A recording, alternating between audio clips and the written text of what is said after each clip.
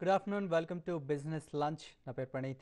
ఇక ఈరోజు ఉదయం మార్కెట్లో నష్టాలతో ఓపెన్ అయ్యాయి, కానీ ఆ తర్వాత వెంటనే రికవర్ అయ్యి ప్రస్తుతం లాభాల్లో కొనసాగుతున్నాయి. స్వల్ప లాభాలే అయినా కూడా లాభాల్లో కొనసాగుతున్నాయి. ప్రస్తుతం సెన్సెక్స్ 45 పాయింట్లు, నిఫ్టీ 15 పాయింట్ల లాభంతో కొనసాగుతుంది. ఇక అయితే బెంచ్ మార్క్ ఇండెక్స్ సెన్సెక్స్ మాత్రం లాభాలతో కొనసాగుతుంటే మిడ్ క్యాప్ స్మాల్ క్యాప్ ఇండెక్స్లు మాత్రం నష్టాల్లో కొనసాగుతున్నాయి.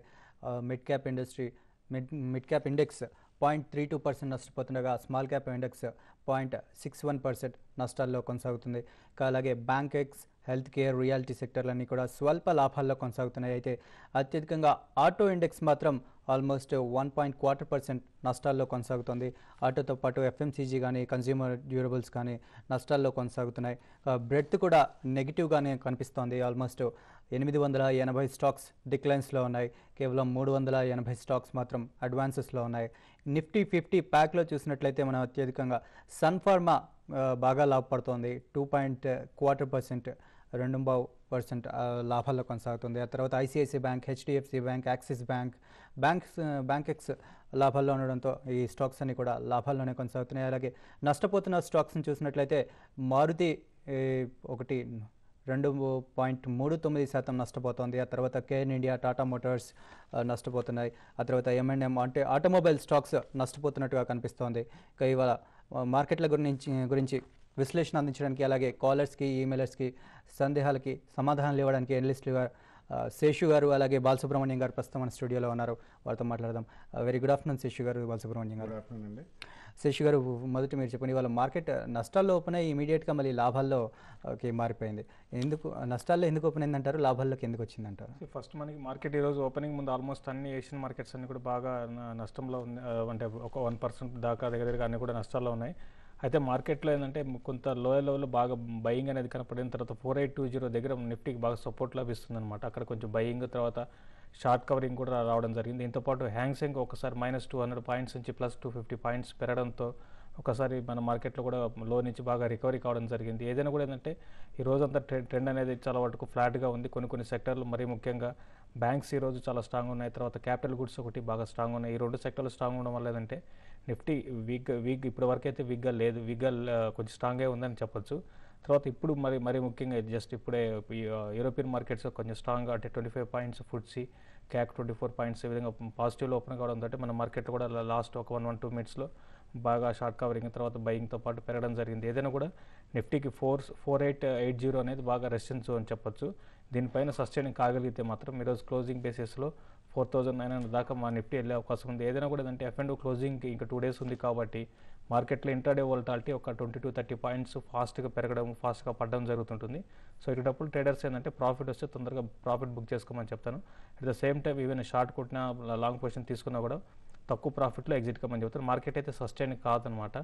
మళ్ళీ కొంచెం వీక్ అవుతుంది, కొంచెం మళ్ళీ స్ట్రాంగ్ అవుతుంది, ఈ విధంగా ఉంటుంది. ఓకే అండి. శేషు గారు చెప్పినట్లుగా యూరోపియన్ మార్కెట్లు పాజిటివ్గా ఓపెన్ అవడంతో మన మార్కెట్లు కూడా స్వల్పంగా లాభపడుతున్నట్టుగా కనిపిస్తోంది. సెన్సెక్స్ ప్రస్తుతం 75 పాయింట్లు, నిఫ్టీ 20 odd పాయింట్స్ లాభాల్లో కొనసాగుతోంది.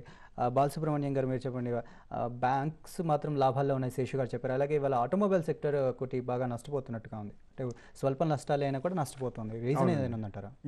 రీజన్ అంటే మనకి ఇప్పుడు స్టిమ్యులస్ ప్యాకేజ్లో ఫస్ట్ ఆటోమొబైల్స్ మీద ఎక్సైజ్ డ్యూటీ ఏదైతే తగ్గించారో గతంలో, అది డెఫినెట్గా రోల్ బ్యాక్ చేస్తారు. అంటే కంప్లీట్గా ఒక్కసారి చేస్తారా, లేకపోతే స్టాగర్డ్గా సిస్టమాటిక్గా ఫేజ్ వైజ్ చేస్తారా అనేది ఆ భయాలు ఉన్నాయి. అందుకని డెఫినెట్లీ ఆటోమొబైల్ షేర్స్ అన్నీ కూడా రియాక్ట్ అవుతున్నాయి. అట్లాగే చూసుకుంటే మనకి హెల్త్ కేర్లో మేజర్ ఫార్మస్యూటికల్ కంపెనీస్ అన్నీ కూడా ఇవాళ చాలా పాజిటివ్గా ఉన్నాయండి.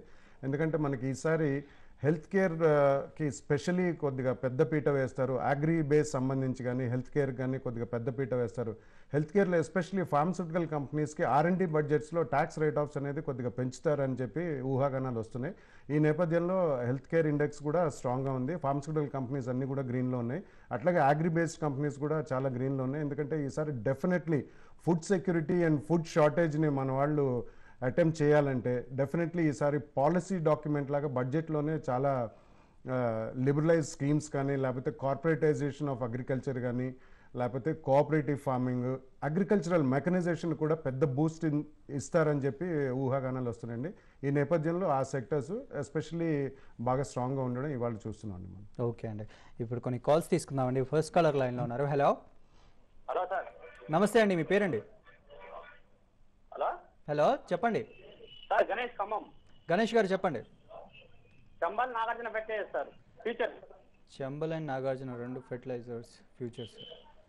ఒకటండి, చెంబల్ నాగార్జున ఫెర్టిలైజర్స్ రీసెంట్గా చూసాం. ఎప్పుడైతే ఫెర్టిలైజర్స్ పాలసీ లాస్ట్ ఒక 1 వీక్ 2 డేస్ 3 డేస్ బ్యాక్ ఎప్పుడైతే అనౌన్స్ చేసినప్పుడు అప్పుడే 74-75 లెవెల్స్కి వెళ్ళి మళ్ళీ చాలా షార్ప్గా డిక్లైన్ పడిపోయింది అనమాట చెంబల్ ఫెర్టిలైజర్స్.